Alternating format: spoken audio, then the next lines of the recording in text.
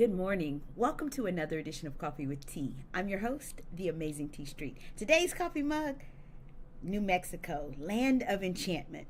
I chose this mug today because I just needed to feel good. And New Mexico is one of my happy places. I love to be in that state. It's a beautiful state and it just makes me feel serene. I'm going to jump right in because I'm on a time constraint and I want to make sure that you guys get to where you need to go. Today's Coffee with Tea, don't skip the process of discipline.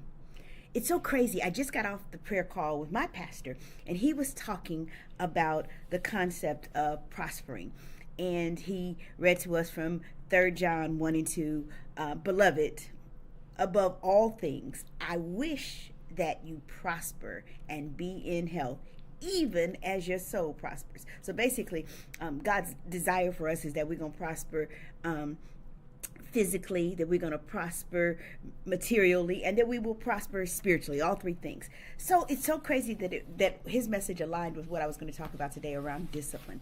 Because in order for those things to happen, in order for us to prosper in the areas that are materialistic, like our finances, our physical bodies, or our spirit man, whatever area we're talking about, you have to have discipline.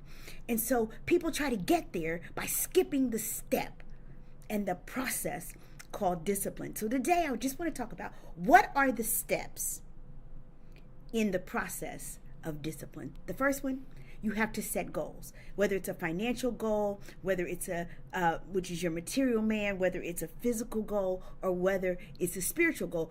My goal was to spend uninterrupted time with God. That was one of my spiritual goals for the year. Every day, no less than a half hour. So that meant I had to set the goal.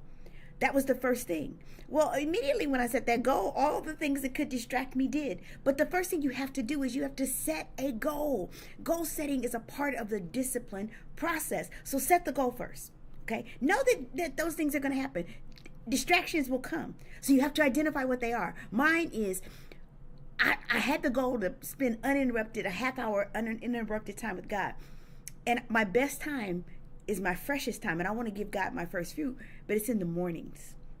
When I get up at 4:30 or 5 o'clock, that's my best half hour. And so my distraction tends to be that when I wake up, because my alarm is on my phone is in my hand, I want to start scrolling. So I had to discipline myself to set an alarm clock and not have my alarm on my phone. I had to remove the distraction that would keep me from that spiritual goal. Identify it first. I'm like, this is what my distraction is. And then once I identified it, I could remove it.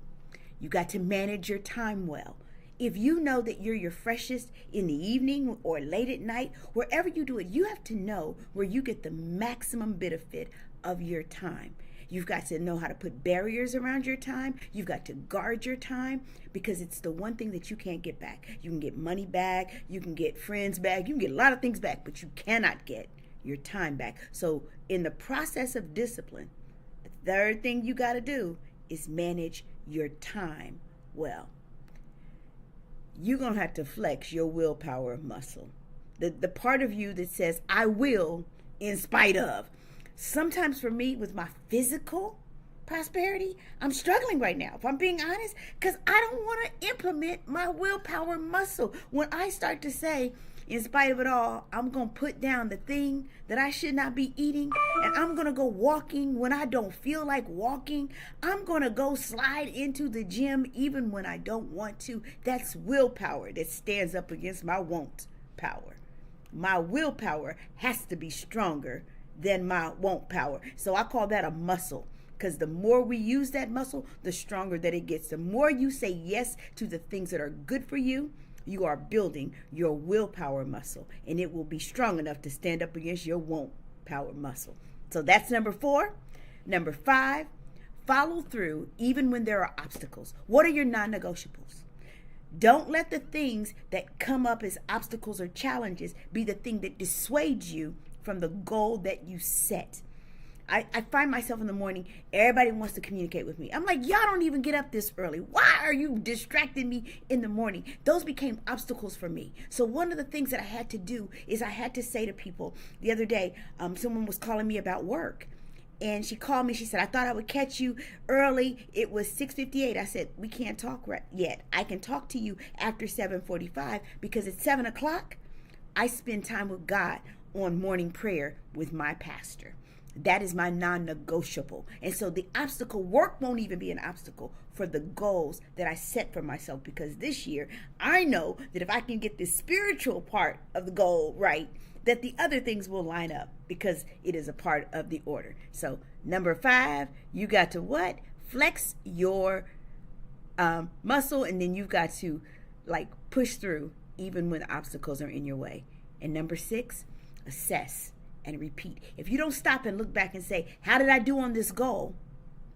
You won't be able to, one, repeat it, and you won't be able to see where there were challenges that you met that you need to do differently for the next goal that you set. So you always have to assess, how did you do when you get to the end of the goal? Even if you met it, what were the challenges? What were the things that you didn't expect? What were the detours? So that you can what? Be successful and more successful when you set the next goal. So you have to assess and then start the process all over again once you get to the end, which is to repeat, set the goal. I'm the amazing T Street. There's absolutely positively nothing amazing in me that's not in each and every one of you. But whatever you do, don't skip the process of discipline, because that process will get you places.